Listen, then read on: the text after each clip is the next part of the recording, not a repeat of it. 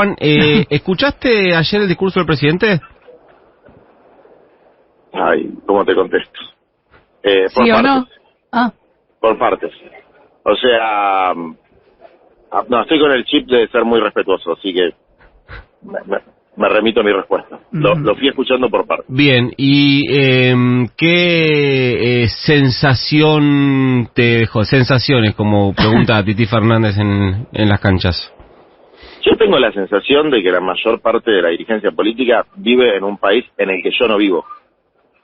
Es decir, puede ser que yo viva en un país distinto a ellos y ellos no vivan en un país distinto al mío. Es una cuestión dialéctica. Pero en mi país pasan cosas distintas. Entiendo que eso incluye, que estamos hablando del discurso del presidente, incluye el presidente. ¿Y cómo? ¿Incluye al presidente y qué más? No, digo, teniendo en cuenta que estábamos hablando del discurso del presidente cuando decís que hay una dirigencia política. Incluye el discurso del presidente, sí. Incluye el discurso del presidente. Es decir, en mi país pasan otras cosas. Algunas de las que dijo, sí, pero pasan otras cosas. En mi país se mueren 2 pibes de desnutrición por semana en el Chaco salteño.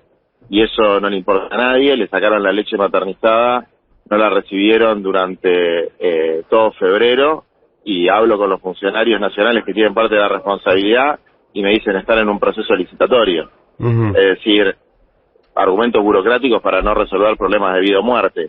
En el país que yo vivo hay un 40% de pobres y la dirigencia política hace malabares para explicar que quieren recortar la ayuda social, cuando el peronismo debería estar hablando de cómo ampliar la ayuda social en un momento de crisis social. O sea, eso me parece que es una introyección solamente comprensible por la psicología del discurso del enemigo, por decirlo de alguna manera, ¿no?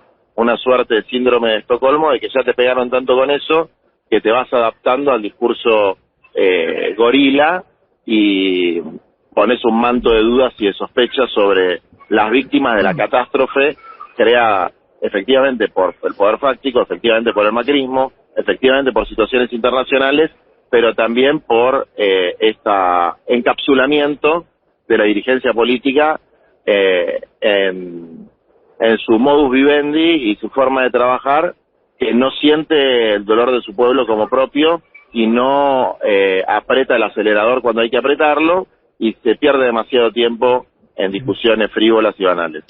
Juan, el otro día en la presentación de tu libro, un libro basado en la estigmatización de los trabajadores de la economía popular, estigmatización mediática en la política, incluso de parte del sector que vos integrás,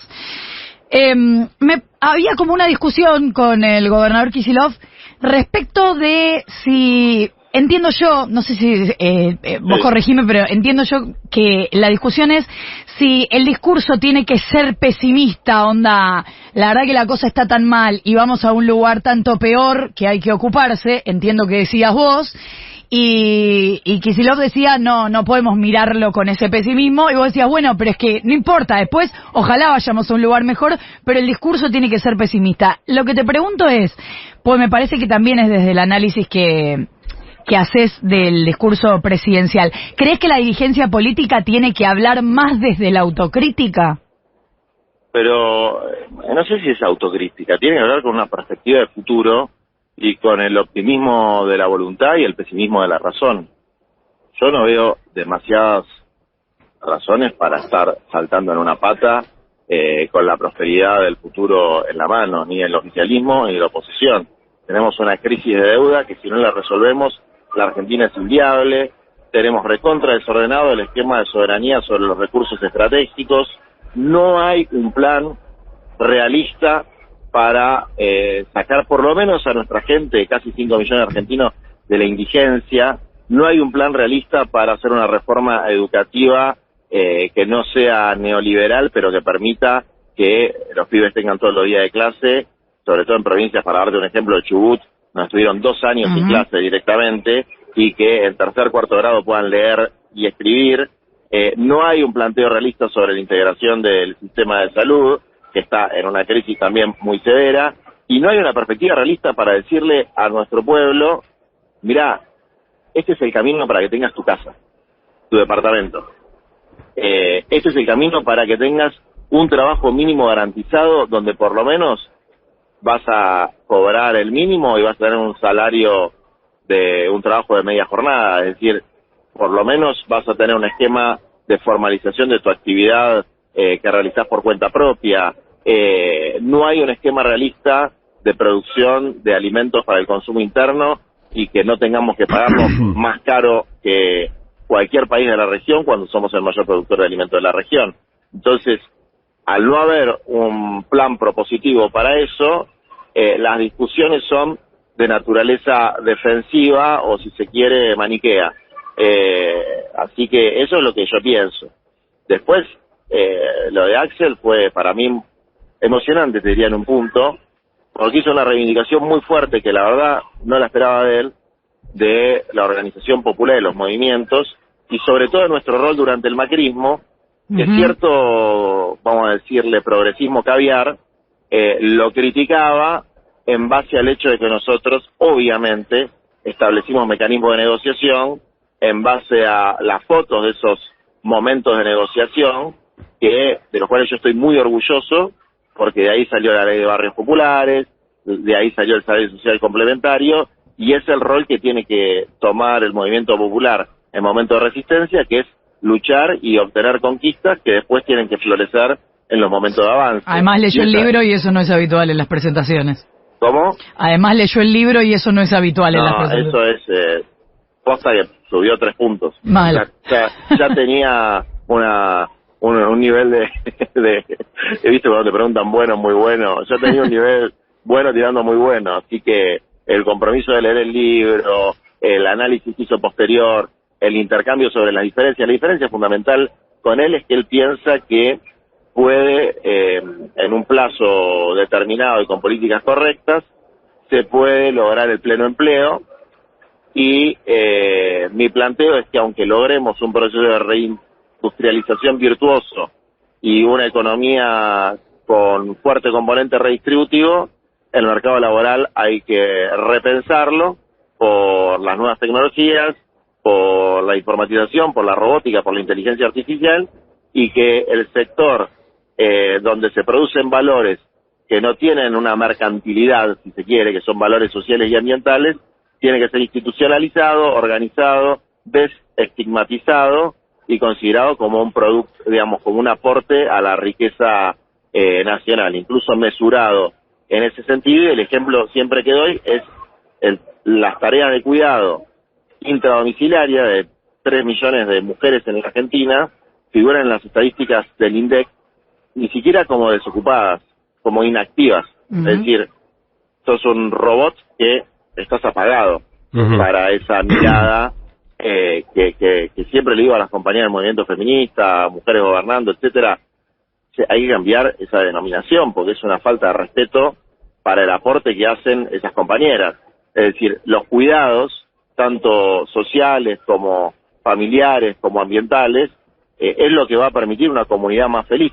El cuidado de la salud, el cuidado del respeto hacia el otro, es decir, una pedagogía de la sensibilidad y entender que tampoco puede ser el gran objetivo de la política, que todo el mundo tenga un trabajo mal pago en un ámbito fordista, digamos, ¿no? O sea, es contra lo que se rebelaron los que nos antecedieron en la lucha.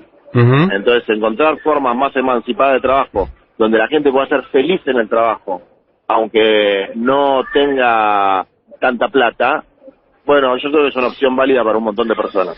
Juan, te quiero llevar a otro lado. No te quiero preguntar por la mesa del Frente de Todos. Lo charlamos hace unos días cuando viniste a Desiguales y sabemos, o por lo menos yo sé que no tenés la mejor mirada sobre eso, pero sí me está pasando algo, y es que post reunión de mesa del Frente de Todos empiezo a percibir que aquellas personas que dicen públicamente que sería ordenador que el presidente diga si va o no va a ser candidato, me da la sensación que lo que están pidiendo es que diga que no va a ser candidato. Yo tengo una sensación parecida. Y te digo lo que pienso. Sí. No estoy de acuerdo con esa posición. Desarrolle. ¿Por qué no se puede presentar? No entiendo. Vamos, yo estoy convencido que tiene un esquema de paso amplia con todo el que se quiera presentar. Scioli, Massa, Grabois, Guado, Axel, Lozano, el que sea. Es decir, mientras no sea una ridiculez con 40 candidatos, por lo menos 3 esquemas dentro del Frente de Todos, que es el centro conservador, que representan Massa, Scioli, Alberto, por ahí no les gusta la denominación, pero vamos a decir la ancha avenida al medio, ¿no? Uh-huh. Los que tratamos de expresar cierta radicalidad en los planteos de Cristina, retomar la bandera de Cristina y buscar una síntesis superadora sin soberbia, ¿no? Porque lo de Cristina fue muy importante para la Argentina. Uh-huh. Pero si no nos creemos que podemos hacer algo mejor, por lo menos como horizonte, la verdad que es muy triste. Y incluso otro sector que también está dentro del Frente de Todos, que su exponente podría ser Bernie o algún gobernador conservador, etcétera, que también, nos guste o no, es parte de una coalición que su única virtud es la delimitación con la derecha extrema bolsonarista, deshumanizada, y que nosotros tenemos que sintetizar a través de una proporción de los electores de nuestro espacio político. O sea que para vos está mal que presionen al presidente para que renuncie a sus deseos de reelección. Para mí está mal. Para mí está mal. ¿Tenés todavía la esperanza de que la vicepresidenta sea candidata? Mirá, Cristina dijo 2 cosas que a mí me parecen brillantes. La primera es su renunciamiento en base a una proscripción, porque las 2 cosas son verdad, ¿no? Ella fue proscripta, pero a la vez hizo un renunciamiento, cosa que no hace nadie en la Argentina. Desde Evita para acá no escuché a nadie haciendo un renunciamiento de esas características. Y el agarre en el bastón de Mariscal. Mi interpretación es básicamente que nos está diciendo, a ver, muchachas, muchachos, espabilen, no pueden seguir prendido el vestido o el pantalón de Cristina 20 años más. Es decir, yo creo que entre los que plantean la reelección de Cristina, primero hay una mala interpretación de la impugnación que ella hace al sistema de poder cuando hace su renunciamiento en base a la proscripción, donde básicamente dice, vos podés ganar las elecciones, pero apenas tenés el gobierno, no tenés ni el Estado, Uh-huh. ni el poder, y entre los que te traicionan, la mafia judicial, los poderes fácticos, su capacidad de gobernar está limitada, entonces es una impugnación al estilo de Alem en los primeros tiempos del radicalismo, y por otro lado diciendo, agarren el bastón de Mariscal, queridos compañeros, y empiecen a jugar, no estar expectantes todo el tiempo de lo que yo hago, digo o dejo de hacer. Igual, además de que ella es la inspiración principal de nuestro campo político. Entonces yo me lo tomo en serio a eso, yo claro, le creo lo que ella dice, y por lo tanto descarto por lo menos a priori que ella vaya a cambiar su formulación inicial. Entonces, entre los que piden eso yo divido en 2 grupos, los que lo hacen genuinamente y de corazón, y los que han vivido colgados de la pollera de Cristina, viviendo literalmente de las designaciones que tener la patente de corso de cristinista les permitía en el Estado y que no quieren perder sus privilegios. Entonces, a mí eso no me gusta, uh-huh, porque es como usar la cara de Cristina no solamente como una forma de continuidad o superación del proyecto, sino como una forma de autosupervivencia. Igual, ¿no te parece que convendría más decir intento de proscripción? Porque es bastante contradictorio hablar de renunciamiento y proscripción a la vez. No, porque vos la proscripción, vos podés, porque la proscripción es más compleja que Por eso. El segundo artículo de o tercer artículo de la resolución. Por eso digo intento, porque en la práctica se puede presentar. Sí, pero hay una serie de bemoles a lo que vos decís, que es, en la práctica se puede presentar y a la semana siguiente la Cámara confirma. Exacto. Entonces, hay una serie de bemoles. Cuando ella dice, no voy a someter a mi fuerza a una situación de estas características, bueno, está planteando ese bemol. Entonces, la denominación proscripción es como tantos otros términos que vos podés decir, hay una acepción literal y hay una acepción literaria, por decirlo de alguna manera. Bueno. Entonces, y la acepción literaria, es decir, la acepción que tiene un metamensaje, para mí es absolutamente correcta. Es decir, es una persona a la que buscan cancelar, ahora que está de moda el término cancelación, y que se puso en otro rol. Y además te voy a decir una cosa muy jodida, muy jodida. Cristina fue 2 veces presidenta, hizo un gran gobierno, con un montón de errores, pero un gran gobierno. Diseñó la estrategia para derrotar al neoliberalismo en la Argentina. Después no tiene la culpa de que algunas cosas hayan salido mal. Es la principal figura de inspiración con perspectiva de transformación en la Argentina. ¿Sabes cuál es la única cucarda que le falta? ¿Cuál? Para convertirse en mito nacional. ¿Cuál? Que la metan presa. Eso es para la historia. Porque Irigoyen, el general Perón, todos fueron presos.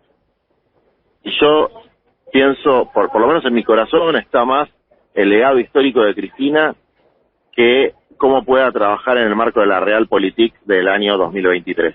Ya, me interesa menos eso que contribuir a que el legado de Cristina sea reconocido, y te aseguro que de Cristina se van a hacer películas, series de Netflix, libros ya se han hecho, pero libros de mejor calidad, porque su historia personal, si se quiere, es deslumbrante, y su historia política más. Entonces, a mí, la verdad, que no me asusta, como a ella no le asusta, esa perspectiva, porque además va a ser una perspectiva que permita que si lo tocan a Cristina, que quilombo se va a armar, deje de ser un cantito al que después nadie le pone el cuerpo, o muy pocos le ponen el cuerpo. Y ¿sentís que le tocaron a Cristina y que no sea verdaderamente reconocida? A veces, como le pasó a Lula, a veces la injusticia se tiene que terminar de expresar para que se entienda la profundidad de la injusticia, ¿no? Tomándome eso que decía Juan, ¿sentís que la tocaron a Cristina y que no se armó quilombo? No, es una vergüenza la reacción que hubo y la conducción de esa reacción después del intento de magnicidio. Me parece que hicimos todo mal. Todo mal. O sea, en vez de llamar a los dirigentes de la CGT y decirles, muchachos, declaran un paro, salió un feriado. Hubo una movilización multitudinaria y con todo el respeto del mundo, lo digo, yo no tengo nada, de hecho la quiero mucho, no me acuerdo el nombre, voy a decir, la compañera Darín, Alejandra, leyó un discurso o un documento chotísimo, es decir, el marco de defensa instintiva que tuvo un sector importantísimo del pueblo hacia Cristina fue débil, y después la reacción fue débil. Eso es lo que yo pienso, digamos, a diferencia de cuando el macrismo decidió prácticamente secuestrarla en su departamento, donde hubo una reacción acorde a la gravedad de los hechos, ¿no? Juan Grabois, líder de Patria Grande, precandidato a presidente, ya con plataforma prácticamente resuelta. Gracias, Juan. Bueno, ahora me estoy yendo a Bariloche porque nosotros estamos mira, ¿quién pudiera? Con Guado estamos haciendo el Plan de Desarrollo Humano Integral, que es nuestro plan quinquenal, para poder decirle a la gente cuántas viviendas vamos a construir, cómo vamos a arreglar los hospitales, cómo vamos a arreglar las escuelas, de abajo para arriba y de la periferia al centro. Hacemos asambleas participativas muy amplias y las hacemos empezando por lo que debería ser la centralidad del país, que son sus periferias, ¿no? O sea, tratar de invertir la relación periferia-centro abajo-arriba. Así que, nada, después les mando el resumen. ¿Decís nuestra porque la fórmula es con Guado? ¿Cómo? ¿Decís nuestra porque la fórmula es con Guado, presidente? No es un problema, no es un tema electoral, es un tema de elaboración del plan quinquenal. Bien. Digamos, que lo hago con Guado porque primero es el ministro del Interior, entonces el que más conocimiento tiene de la situación federal, ¿no? Porque son asambleas por una Argentina humana y federal, es el eslogan, y después es una plataforma de desarrollo de políticas públicas para los próximos 5 años y de planteos estratégicos para el país. Después, el candidato que sea o el que gane, vamos a tratar de que firme o suscriba la mayor cantidad de puntos de esa plataforma. Esa es un poco la idea. O sea, esta no es un viaje de proselitismo, sino de elaboración, que lo venimos haciendo hace 6 meses, cuando, o sea, nadie hablaba, yo no era candidato a nada, y nadie ni siquiera hablaba de la candidatura de Guado, que él todavía no se lanzó, para decirlo de alguna manera. Entonces, tiene otra naturaleza. Después, obviamente, voy a hacer otras actividades de tinte más político, que eso corre por mi cuenta. Claro. Digamos, Guado no tiene nada que ver. Gracias, Juan, por habernos atendido. Abrazote.